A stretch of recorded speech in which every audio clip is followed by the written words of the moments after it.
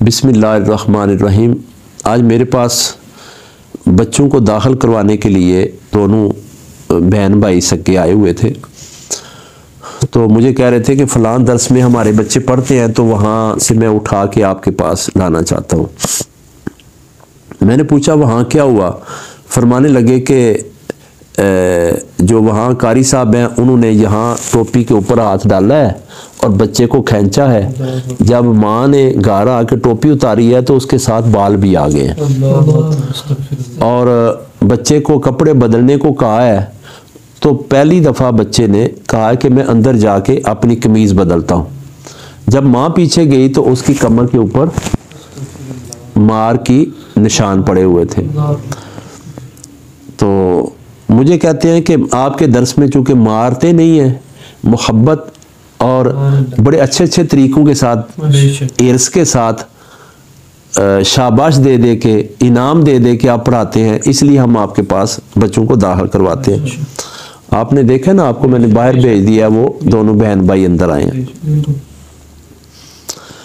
मैंने उनकी खिदमत में अर्ज़ किया कि भाई ये जो कारी साहिबान है ना, मारता वही है जिसने कुरान को तर्जमे के साथ नहीं पढ़ा। कुरान मार को ही तो ख़त्म करने आया है। कुरान नफ़रतों को ख़त्म करने आया है। एक बच्चे को मारेंगे, नफ़रत होगी तो मारेंगे ना भाई, प्यार से तो कोई भी नहीं ना मारता। जब बच्चे से नफ़रत होती है तो बच्चे को मारते हैं। नफ़रत क्यों होती है कि इसको इतनी लिमिट, इतने अरसे, इतने टाइम में इसने जो 10 लाइनें याद करनी थी वो याद नहीं कर सका। ये नहीं पता कि उसके अंदर कमज़ोरी की वजह से विटामिन डी कम है, विटामिन सी कम है, उसके अंदर जिंक कम है, उसके अंदर कौन सी कमी रह गई है जिसकी की वजह से उसका हाफजा मजबूत नहीं है। ये तो कारी को पता ही नहीं। वो तो कोई डॉक्टर के पास जाएगा तो डॉक्टर उसकी सलाह करेगा, उसे फूड सप्लीमेंट कोई कहेगा, कोई खुराक का बताएगा कि ये खाओ और ये छोड़ दो। तो कुरान पाक मार ख़त्म करने के लिए आया, कुरान पाक लड़ाई को मकाने के लिए आया। तो इन्होंने लड़ाई डाली हुई है, पूरी कौम को कुरान से दूर कर दिया है। ऐसी जहालत वाला अमल है कि जो कुरान हमें भाई भाई मिलाने आया है, जो कुरान हमें दिल मिलाने आया है, जो कुरान हमारे लिए शिफा बन के आया है।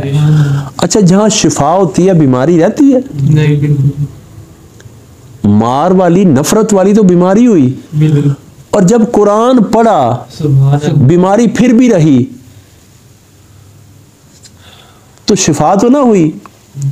क्यों? नमाज बेहयाई और बुरे कामों से रोकती है, तो नमाज में तो कुरान ही पढ़ते हैं, अल्लाह का जिक्र ही होता है ना। तो कुरान पाक को जो लोग तर्जमे से नहीं पढ़ते वो समझदार नहीं होते। मैंने उन्हें अर्ज़ किया कि हमारे दायरे में कुरान पढ़ाते हुए सख्त कलाम भी नहीं किया जाता, ज़बान से उसे बुरे लफ्ज़ भी नहीं बोले जाते, गाली नहीं दी जाती, उसके ऊपर तंज नहीं किया जाता, बल्कि कुरान पढ़ाने के लिए हम कोशिश करते हैं बच्चे को इज़्ज़त अफजाई वाले नाम बोले जाएं, उसकी इज़्ज़त नफ्स को मजरू ना किया जाए। मेरी इल्तिजा है उन कारी साहिबान से जो ये कहते हैं कि मार के बगैर बच्चे कुरान हिफ्ज़ नहीं करते, तो वो अपने बच्चों को मेरे दर्स में भेज दें। खुदारा बगैर मार के यहाँ मोहब्बत भी बढ़ाएंगे और कुरान भी पढ़ाएंगे, अल्लाह के फजल व करम से।